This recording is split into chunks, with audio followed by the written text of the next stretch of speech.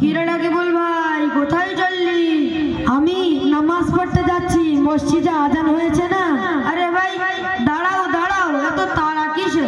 নামাজের সময় কি শেষ হয়ে যাচ্ছে? আরে ভাই না না, আমাদের নবী আল্লাহ পাক কোরআনের মধ্যে বলে দিয়েছে, ইন্নাস সালাতা কানাত আলাল মুমিনিনা কিতাবাম মাওকুতা।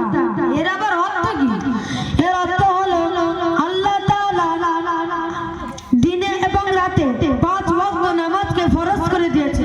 আচ্ছা রাকিবুল ভাই, তোমরা নামাজ পড়ে কি পাও? ছি ছি ছি, এমন কথা বলতে নেই।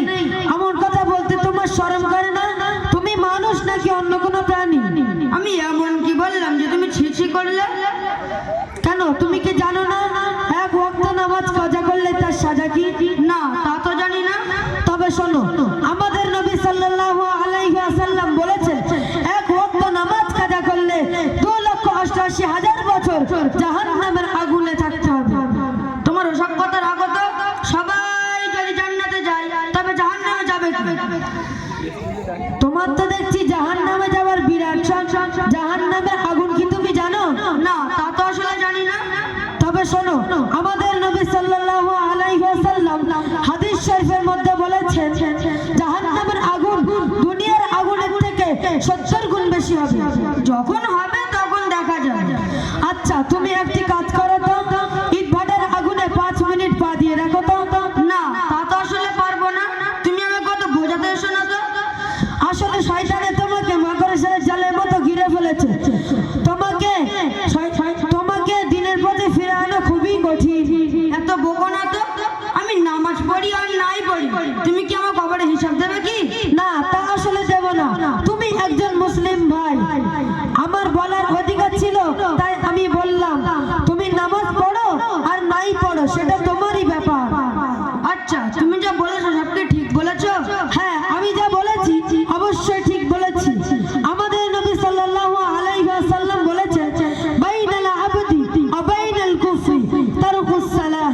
কিরা রাকিবুল ভাই, কি সব আকডুম বাকডুম বললে? আমার মাথায় তো কিছুই ঢুকলো না। তোমার মাথায় ঢুকবে কি করে? তুমি প্রত্যেকদিন বাজারে গিয়ে মোবাইলে কার্টুন নিয়ে ব্যস্ত থাকবে, তো তোমার মাথায় ঢুকবে কি করে? তুমি এখন যে আকডুম বাকডুম বললে সেসবের মানে কি?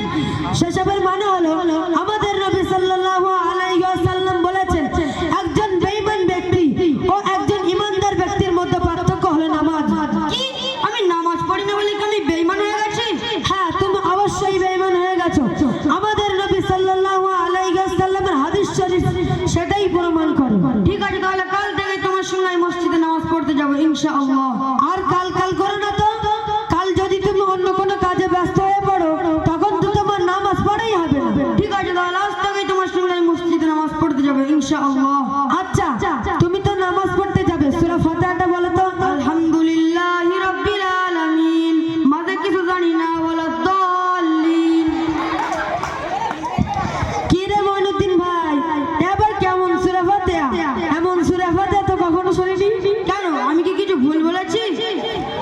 হ্যাঁ, তুমি অবশ্যই ভুল বলেছো। তুমি যদি সঠিকভাবে সূরা কিরাত শিখতে চাও, তাহলে তোমাকে অবশ্যই আমার সাথে মাদ্রাসায় যেতে হবে। চলো তাহলে চলো। আরে ভাই দাঁড়াও দাঁড়াও, তুমি যে এতক্ষণ কোরআন হাদিসকে ভুল বুঝেছো, তার জন্য তোমাকে তওবা পড়তে হবে। তওবা খেতে হয় না গায়ে মাখতে হয়? আরে ভাই, তওবা খেতে হয় না, গায়ে মাখতে হয় না, তওবা পড়তে হয়। ঠিক আছে, তাহলে আজই আমাদের বাজার থেকে আমি তওবা কিনে এনে গায়ে পড়ে নেব। আরে ভাই, তওবা মুখে পড়তে হয়, তুমি আমার সঙ্গে পড়ো।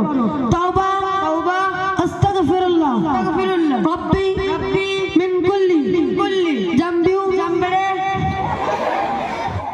আরে ভাই, জামবারে নাই, জামবিউ জামবিউ ওয়া আতুবু ইলাইহি ইলাইহি লা হাওলা। লা হাওলা আরে ভাই, লা হাওলা নাই, লা হাওলা লা হাওলা ওয়ালা কুওয়াতা। ওয়ালা কুল ওয়ালা কুল ওয়ালা কুল আরে ভাই, ওয়ালা কুওয়াতা। ওয়ালা কলকাতা আরে ভাই, ওয়ালা কুওয়াতা ওয়ালা কুওয়াতা ইল্লা বিল্লাহি। বিল্ডিং বিল্ডিং আরে ভাই, বিল্ডিং নয়, ইল্লা বিল্লাহি ইল্লা বিল্লাহি আলিয়ুল আযীম। বেটা আযীম। আরে ভাই, আলীর বেটা আযীম নয়, আলিয়ুল আযীম।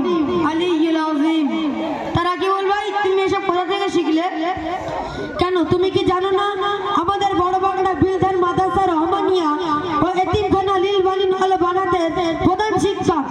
মাওলানা মোহাম্মদ মিজানুর রহমান এবং সমস্ত শিক্ষকের কাছ থেকে শিখেছি। ওখানে কি আমাকে ভর্তি নেবে? হ্যাঁ, অবশ্যই নেবে, কেন নেবে না? ঠিক আছে, তাহলে আজই তোমার সঙ্গে আমি মাদ্রাসায় ভর্তি হবো। চলো তাহলে, চলো। চলো তাহলে, চলো। আসসালামু আলাইকুম ওয়া রাহমাতুল্লাহি ওয়া বারাকাতুহু।